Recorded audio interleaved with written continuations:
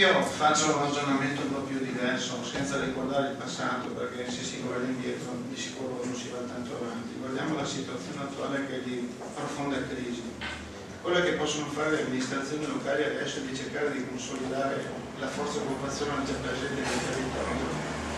e laddove è possibile in maniera sinergica con tutti, ripeto, con tutte le varie istituzioni, tutte le associazioni di categoria, compresi i sindacati, e nel momento di questi, soprattutto i sindaci che sono i capofili della propria comunità, cercare, ripeto, con tutte le istituzioni possibili, di salvaguardare i posti di lavoro,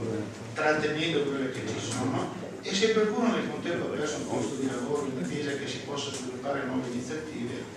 io credo che le amministrazioni locali non devono lasciare indietro nessuno, soprattutto non devono, visto che qualcuno ha ricordato giustamente che la famiglia è una parte fondamentale, un capofamiglia non può essere senza posto di lavoro, le amministrazioni comunali devono avere i sindaci per primi tutti, la sensibilità di non lasciare nessuno indietro, con iniziative magari.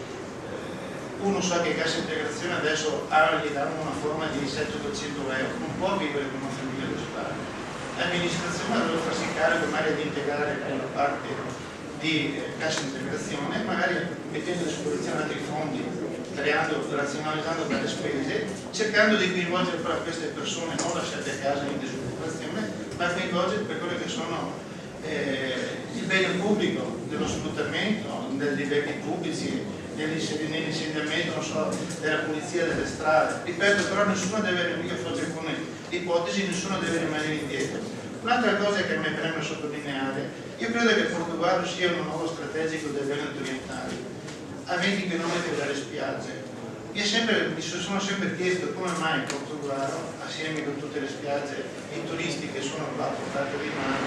non abbiano fatto una forma di, chiamiamolo così, di accordo di siccome sfruttare meglio. Di giorno stanno in spiaggia perché di sera non possono venire nell'entroterra a sfruttare tutte quelle che sono le nostre potenzialità, ma soprattutto ad alzare quella che è la nostra economia, perché non è soltanto chi va a lavorare in fabbrica che porta avanti l'economia, perché ci sono anche le categorie di commercianti, ci sono anche le categorie di artigiani, ci sono altre, tutte le forme di categorie del mondo produttivo. Quindi secondo me si dovrebbe partire da quello che noi abbiamo, potenziare queste strutture e soprattutto garantire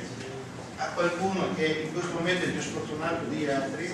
comunque la possibilità di vivere con decoro, soprattutto di vivere nel rispetto di quello che sono le regole sociali, soprattutto garantire la propria famiglia, a se stesso un futuro e soprattutto non avere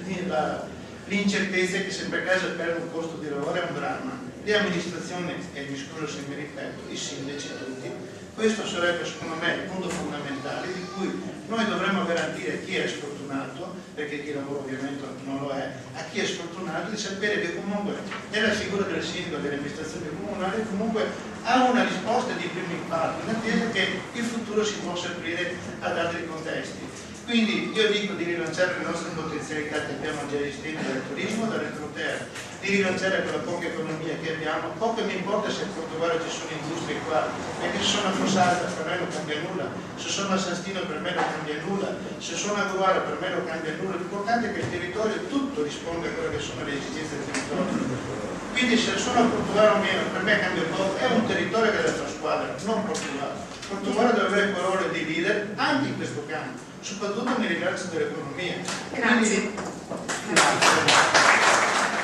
Sì, in tema di sicurezza io credo che quello che si percepisce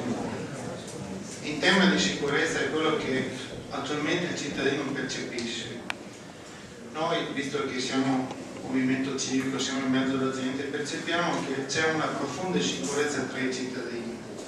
e abbiamo alcuni esempi anche molto facili da portare all'attenzione. Uno va a casa, si trova il ladro in casa, denuncia, lo prendono, processo penalitissimo, fuori quasi istantaneamente. Il cittadino si deve sentire sicuro in questo momento o si deve sentire ancora nella più profonda delle incertezze. Altri esempi, perché il cittadino ormai ha questa insicurezza sulla certezza della vita. Quando uno fa un atto delinquenziale, dopo tanto bisogna che quello se nascondi in galera, perché altrimenti, visti gli ultimi periodi, aumenta, diciamo, l'insicurezza proprio personale di tutti i cittadini. Noi sentiamo da parte dell'opinione pubblica che uno la sera, quando spegne la luce per andare a dormire, non si sente tanto tranquillo, perché ormai ne sentiamo quotidianamente cosa può succedere di giorno e di notte. Io non sono come quelli che dicono in maniera abbastanza così usuale la colpa dell'extracomunitario,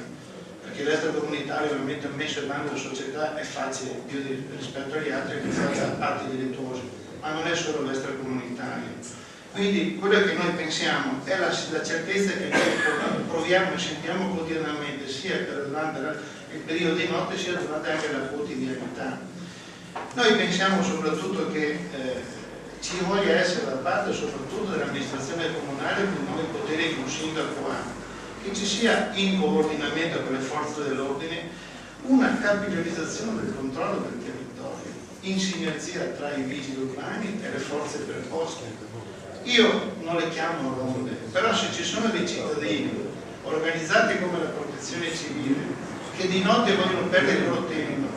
anziché stare alla famiglia a riposare e vogliono andare a controllare il territorio, io piuttosto di poter immaginare che ci siano dei delinquenti che girano attorno a casa mia, io a queste persone le ringrazio. L'importante è che non siano cosiddette ronde, ma che siano coordinati con il cosiddetto classico telefonino con le forze dell'ordine. Per quel che riguarda la sicurezza, e prendo a prestito quello che ha detto poc'anzi il sindaco sulla sicurezza idraulica,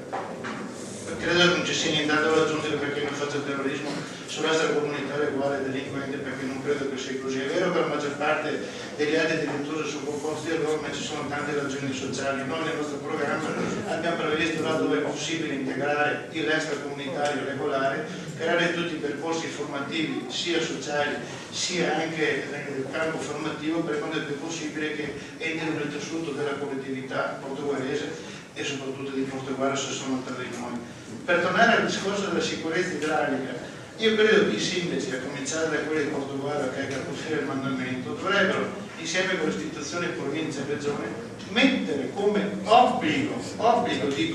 nel piano regolatore le qualsiasi concessioni edilizie che ci sia il parere vincolante, assolutamente vincolante, del consorzio di bonifiche, perché se una casa va sotto acqua vuol dire che in maniera idraulica c'è qualcosa che non funziona. Quindi è inutile concedere a livello urbanistico piani interati o piani comunque dove è previsto già che c'è un rischio idraulico perché è sotto il livello del mare. Quindi basta che ci sia un parere vincolante da parte del consorzio di bonifica di cui il sindaco o chi rilascia le concessioni edilizie ne faccia tesoro. Di conseguenza io credo che si eliminerebbero, se non del tutto quasi, quelli che sono i pericoli di inondazione quando ci sono le grandi calamità o una pioggia un po' più consistente del normale. È chiaro che uno non può vivere a Portogallo, purtroppo Portogallo è uno dei comuni che più di tutti sono con lo stato d'animo e col patema quando piove più del normale. Oddio, adesso vado sotto acqua, dovrei tenere i pompieri, perché vuol dire che c'è un'insicurezza proprio anche nella propria abitazione creata da un periodo, secondo me, fin troppo di lassismo, in quanto il territorio non è stato curato dove è stato, anche se pure diceva prima il sindaco, è uno dei comuni meno organizzati del territorio, però non è stato curato secondo me nei particolari per quel che riguarda un'urbanizzazione non curato sotto il profilo idraulico, perché abbiamo il consorzio di bonifica con sede a Portogallo, una delle poche istituzioni rimaste. Sfruttiamo, visto che abbiamo le potenzialità tecniche, io credo che sia opportuno farlo, ma farlo in maniera decisa, soprattutto a cominciare da domani con le nuove concessioni edilizie, commerciali, industriali soprattutto. Quindi io credo che una delle insicurezze, oltre a quella dell'altro che ci viene in casa, è anche questa qua, cioè uno quando va a casa deve sentirsi tutelato sia sotto il profilo fisico sia sotto il profilo anche che se c'è una calamità più o meno consistente non deve dire accidenti, forse mi verrà dato in casa, no? Perché l'obbligo del sindaco dell'amministratore in sede è quello di garantire comunque per prima cosa il cittadino a 360 gradi. Io credo che questo sia una parte fondamentale di chi si propone ad amministrare il comune. Grazie.